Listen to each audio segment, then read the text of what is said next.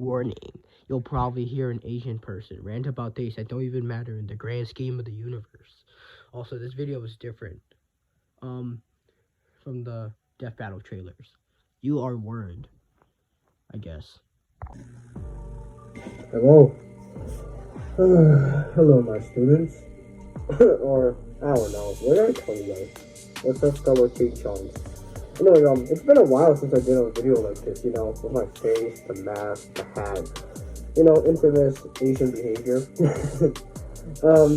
So today we're going to discuss the socioeconomic crisis the world is going through right now. Nah, I'm kidding. You probably saw the title of the video. So anyway, we're going to discuss horror games. Now, if you don't know, I actually like a lot of stuff. I'm kind of a so-called diverse person, as you could say. So anyways, let's just talk about horror games, shall we? Horror games are especially like indie horror games. Indie horror games made by small developers. And if you're lucky enough, you can get a MatPat video made about you. Yay. Anyways, I just want to talk about horror games in general, indie horror games. So anyways, the thing is, I just want to talk about how sad it is. You get stuff like Freddy Fazbear, Doki Doki Literature Club, what else? Hello Neighbor, Bendy and the Ink Machine, Huggy Wuggy, it's a Poppy's Playtime, wherever the fuck it is.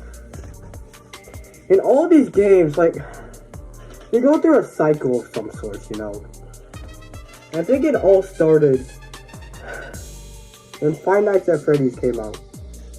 Now, I'm not saying Five Nights at Freddy's is a bad game, right? It's a fucking phenomenal game. I love the lore. The lore is so... Okay, I probably shouldn't do that game. Brother think I'm getting mad pussy right now. Anyways. So what about it? This fucking mask is fogging up. Anyways. What about Five Nights at Freddy's? Well, Scott Cawthon decided to release this shit. And it got really popular. Really goddamn popular. You wouldn't believe the astronomical levels this motherfucking game went through. Motherfucker skyrocketed. And now look where it is. 6, 7 games. A mobile fucking game. It's like Pokemon Go, kind of. But honestly, this is where it went downhill for indie developer games, right? Indie games, they can be really, special. They can, I think some of them are better than the video games, made by big companies, Indie horror games, they're really, they have, a little charm to them, They're made by a guy who lives in their basement or something. They put a lot of work into the game. Maybe have a few developers, maybe a group of friends here and there.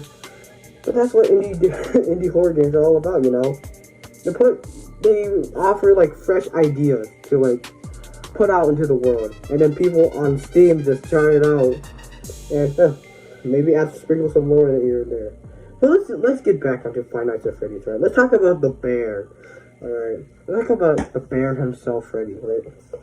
Now, Freddy, Bonnie, and Chica, Foxy, Golden Freddy, wherever the hell. Yeah, they were the infamous group. Not really infamous, really. It's just they're iconic, I should say. But once that game came out and its popularity grew, other indie game developers, they started to jump on the train, and now look where we are.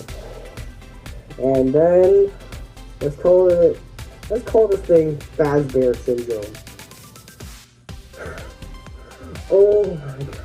Now this Fazbear Syndrome name is something that I didn't come up with myself, or another YouTuber, yada yada.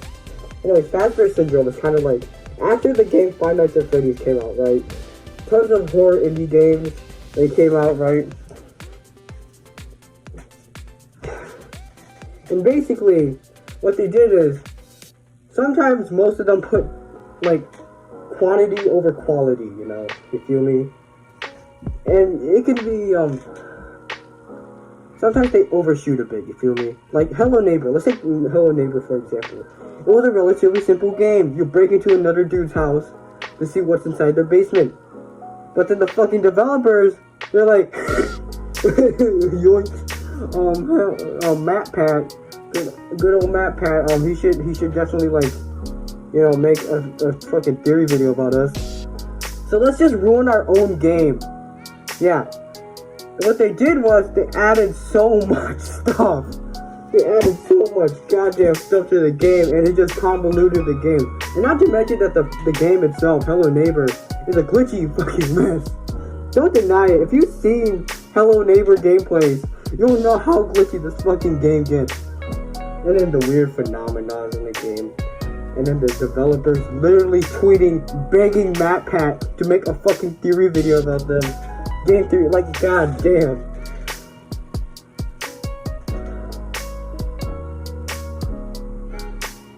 You know what? You know what really ruins indie horror games though? The sad reality. Once they get popular, big YouTube channels targeted for kids, they start, you know, targeting them. And the thing, you know what? They start making kid videos for them. The big demographic is kids. So they start making these shitty ass animations and these stupid motherfucking videos that ruin the entire concept entirely. The fan base is full of fucking 5-year-olds, literally. Even my fucking brother is in it. 8 years old. Now the concept of Five Nights at Freddy's is that a fucking murderer, he stuffed a bunch of bodies into a suit, right? Like, if you heard of Five Nights at Freddy's, right? And if you like hear the plot, it's like, oh no, this game shouldn't be for children, you know? Like, a literal murderer put on a yellow rabbit suit, killed 5 kids, and put them into a suit. Do another suit to hide the bodies. It's a serious concept, yeah. Remnant, and then some other stuff comes in. But no. I feel like I'm in a spring lock suit right now, Jesus Christ. I'm gonna pull a William Afton, right? Oh god.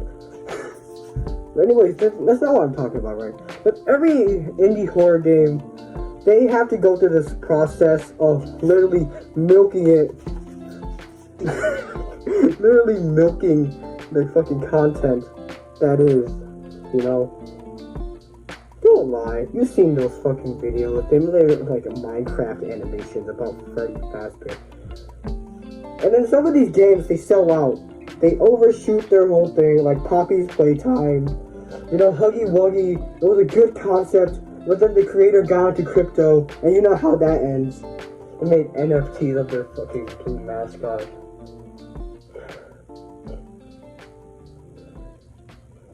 But more about kids, right?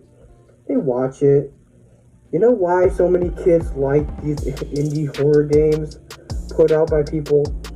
It's because their fucking parents don't pay attention to them.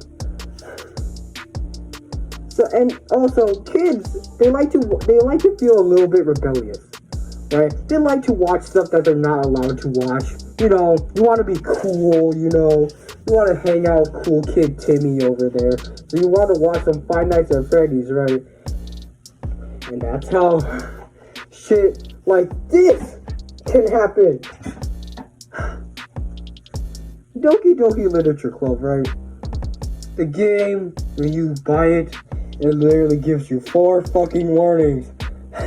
4 motherfucking warnings.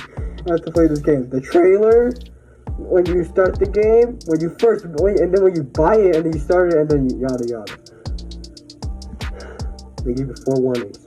The kid who bought the fucking Doki Doki Literature Club, they got it right. And I'm not afraid, you know. You guys should really actually try out Doki Doki Literature Club. It's a really good game, but then it goes through a cycle. I mean, I think the reason why Doki Doki Literature Club wasn't like as like milked on as like, you know, Five Nights at Freddy's, it's because of the more mature themes like, you know, suicide, cutting yourself. um, literal physical abuse, and then yeah. But guess what? Guess what? Fucking parents don't watch it. It's like when you go to GameStop, you buy GTA 5, your mom doesn't look at the content warning, and they just buy it anyway, and then they get surprised when you see you in the game running over some hookers.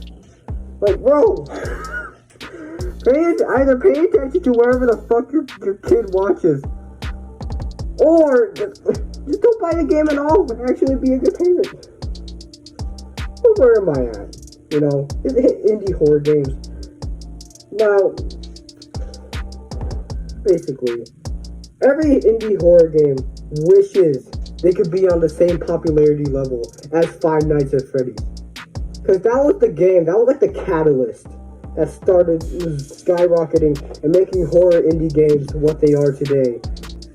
Everyone wants to get that high, you know, and you feel like it's an honor when Game 3 makes, you know, like a single video on your, you know, on your, you know, your game, your little passion project, your child, basically.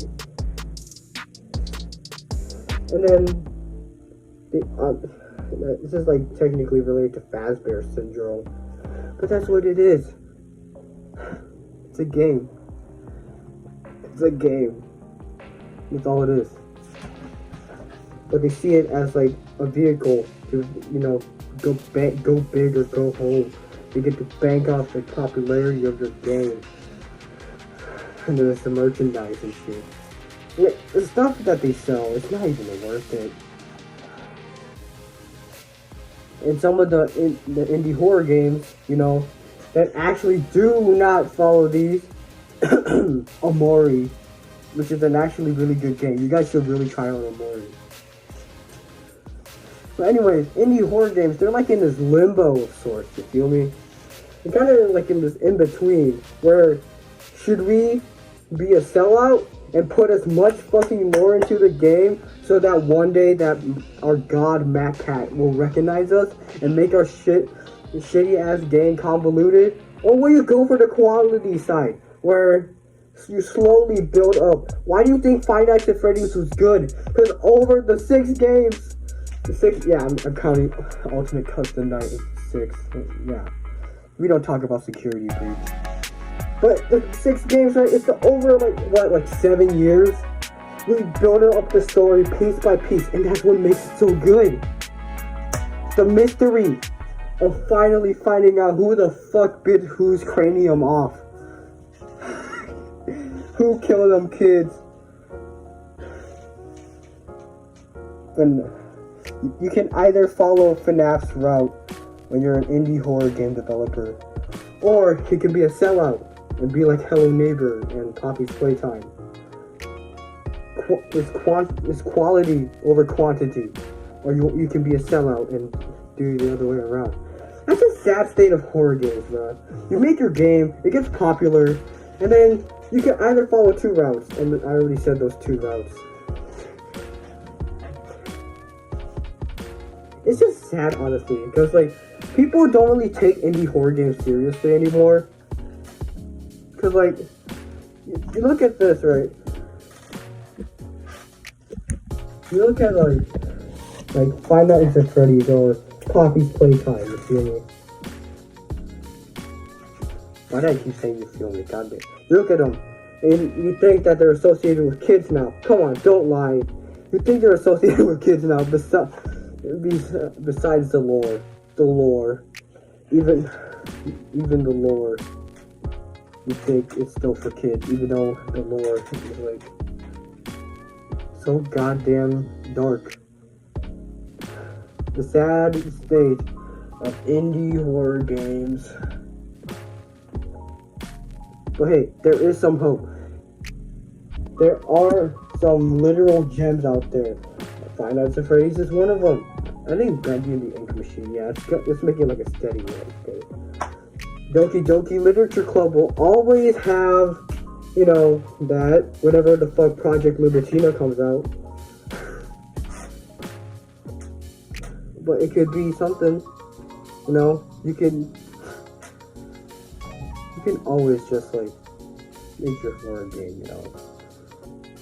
Make it whatever.